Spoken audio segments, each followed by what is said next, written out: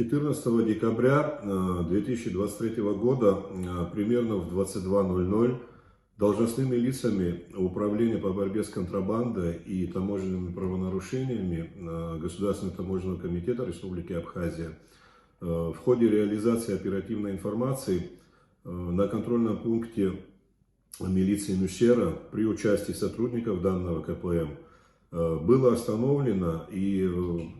подвергнуто досмотру транспортное средство Toyota Noah под управлением гражданина Республики Абхазия, двигавшееся по направлению в сторону города Сухум.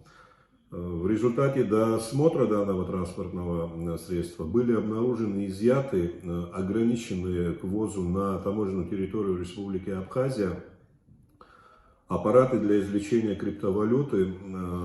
WhatsMiner N50 в количестве 27 единиц общей производительностью 3100 терахэш в секунду, ввезенные ранее на таможенную территорию Республики Абхазия с нарушением таможенных правил.